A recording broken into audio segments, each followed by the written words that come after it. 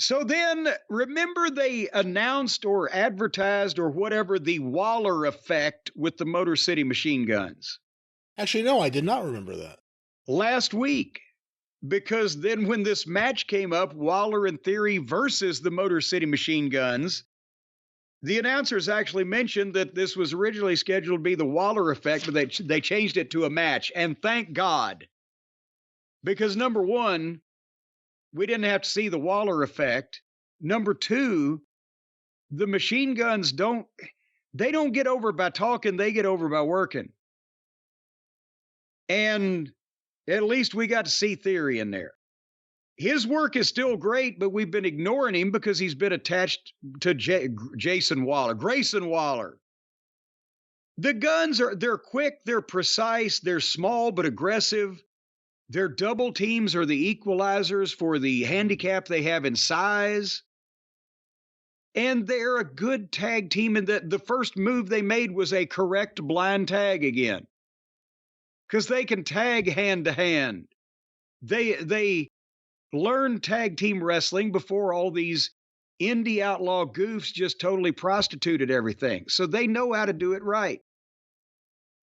Now, having said that, at one point, Shelley did a dive to the floor and started selling his left knee and looked like that it wasn't part of the plan, Smithers. And they got some heat on him, and then he was walking around, but it looked a little dodgy. I hope he's okay, because could you imagine that goddamn run of luck? Oh, we just got to the WWE after 20 years, and I just blew my knee. But Shelley hit a kind of a rushed cold tag to Sabin. Sabin made a lightning comeback. But then there's a lot of problems with this. They tagged Shelley back in, and then they worked on Austin Theory, but then the heels cut Sabin off and got on him. Grayson Waller's punches are the most embarrassing thing I've ever seen. It's like a 60-year-old retired housekeeping woman.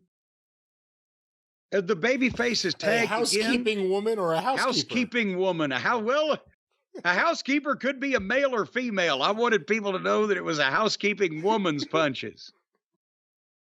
And the babyface is tagged back and forth again. The match just kind of turned into a mess. I don't know whether they were rushing or whether Waller and Theory wanted input. It didn't hold up to a lot of machine guns matches I've seen. But finally, they hit their finish. 1, 2, 3, and I just noted that anything that Waller is in doesn't work. And there you had that. What do you think of the usage of the machine gun so far? Well, again, they're doing great because they've got somewhat of a following in that Shelley and Sabin have been a team and been working for the secondary companies for years and years. And so automatically they had a little bit more interest than just somebody coming in from NXT. And then the way they've been presented on WWE television for people who had never seen them. Because let's face it again, as we talked about, that's the majority of this audience.